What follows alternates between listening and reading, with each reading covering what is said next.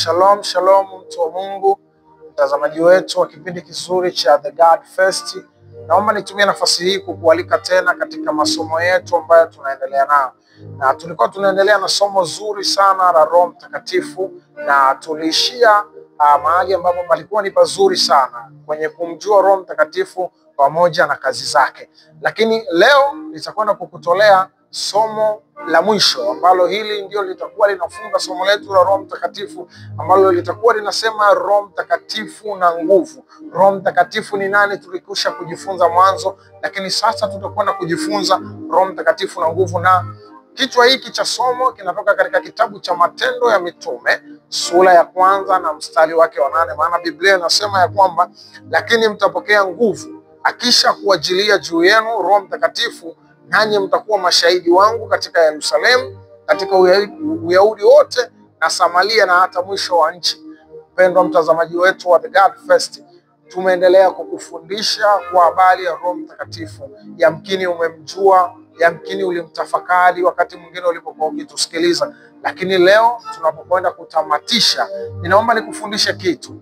Umjue Roho Mtakatifu ni nani aliyezungumziwa katika kitabu hiki cha Matendo ya Mitume. Roho Mtakatifu ndiye nguvu mwenyewe ambaye akisha kuja juu yako wewe utapokea nguvu.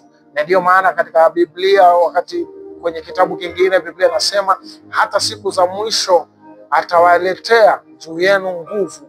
Kwa vijana wataona maono, mabinti watatabiri, lakini wazee wetu wataota ndoto. Hiyo ndiyo nguvu ambayo anaiachilia Roho wa Baba akisha kukujilia juu yako.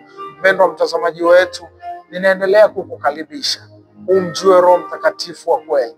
Roho Mtakatifu ambaye alishushwa kwetu kama kipawa kutoka kwa Mungu, lakini zaidi ya kipawa alikuwa ni msaidizi.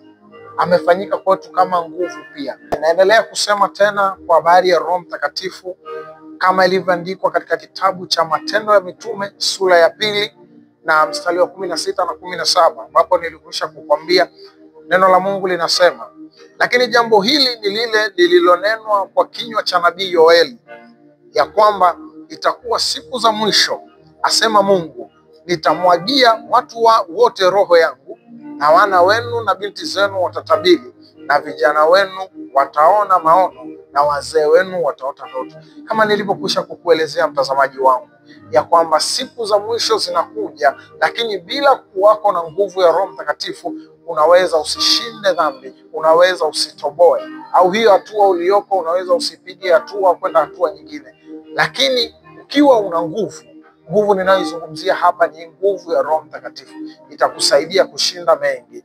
Biblia imemuelezea Roho Mtakatifu kwa mapana yake kwenye kitabu cha Matendo ya Mitume. Ukisoma zaidi utaelewa nini maana ya Roho Mtakatifu.